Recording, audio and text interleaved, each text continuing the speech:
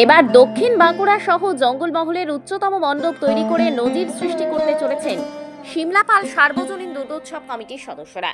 ঐতিহ্যের ৩২-এ ঐক্যের জয়গান, উমার আগমনী ভরে উঠুক প্রাণ স্লোগানকে সামনে রেখে ২৫ লক্ষ টাকা বাজেটে গুজরাটের নীলকণ্ঠ ধাম মন্দিরের আদলে ১২০ ফুট উচ্চতার মণ্ডপ তৈরি করে হাত লাগিয়েছেন তারা। সিমলাপাল স্কুল মোড়ের এই পুজোকে ঘিরে ফি বছর দর্শনার্থীদের একটা আলাদা উন্মাদনা থাকে। সপ্তমী থেকে দশমী নির্ধারণের জায়গা থাকে না এখানে। এই অবস্থায় এবার দর্শনার্থীদের স্বাচ্ছন্দ্যের কথা ভেবে আর বাঁকুড়া ঝাড়গ্রাম রাজ্য সড়কের পাশে নয়, স্কুল মাঠে পুজো স্থানান্তরিত করা হয়েছে। এই মুহূর্তে প্রাকৃতিক বিপর্যয় উপেক্ষা করেই মণ্ডপ সজ্জার দায়িত্বে থাকা কর্মীরা দিনভর কাজ করে চলেছেন। সিমলাপাল সার্বজনীন দুর্গোৎসব কমিটির পক্ষে কুণাল পাত্র তাঁদের পুজো মণ্ডপ দক্ষিণ বাঁকুড়ার উচ্চতম মণ্ডপ বলে দাবি করলেন। বাঁশ, বাটাম সহ অন্যান্য পরিবেশ বান্ধব জিনিসপত্র দিয়ে মণ্ডপ তৈরি হচ্ছে।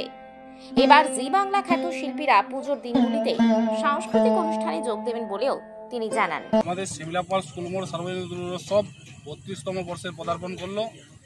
এবছর আমাদের রাস্তার সাইড থেকে স্কুল মাঠে পরিবর্তন করা হয়েছে জায়গাটি। এবছর আমাদের থিম কি? আমাদের থিম হচ্ছে গুজরাটের নীলকণ্ঠ ধাম মন্দির। এবছর আমাদের বাজেট কত কি আছে? আমাদের বাজেট মোটামুটি ২৫ লাখের মতো রাখা হয়েছে। আর আমাদের এবছরের মেন আকর্ষণ কি শিল্পী আছে? আমাদের মণ্ডপ সজ্জা তৈরি করছেন এখানে তাপস রায় নাড়ু। আমাদের দক্ষিণ বাঁকুড়ার সবচেয়ে উচ্চতম প্যান্ডেল, ১২০ ফুট বাই ৮০ ফুট উচ্চতায় প্যান্ডেল তৈরি হচ্ছে। বাঁশ, বাটাম, কাপড় দিয়ে পরিবেশ বান্ধব সমস্ত জিনিস দিয়ে প্যান্ডেলটি তৈরি হচ্ছে। এবছর আমাদের বাইরের থেকে কে কে শিল্পী আসছে আপনাদের? আমাদের সারেগামা পার থেকে জি বাংলা থেকে দুদিন প্রোগ্রাম আছে, নবমী ও দশমী। এবং যাত্রা শিল্পী, সুবিখ্যাত যাত্রা শিল্পী রাজু বড়ুয়ার যাত্রা রয়েছে একাদশের দিন। এবছর আপনারা ভিড় আশা কী করছেন? দেখুন, প্রত্যেক বছর সিমলাপাল স্কুল মোড়ের একটা আকর্ষণ থাকে, প্রচুর মানুষের ভিড় হয়। এবছর জায়গা বেড়েছে, পূজা বেড়েছে, পূজার পরিসর বেড়েছে, মণ্ডপ বড় হয়েছে।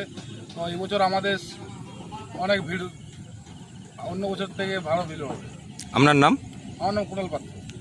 ঠিক আছে।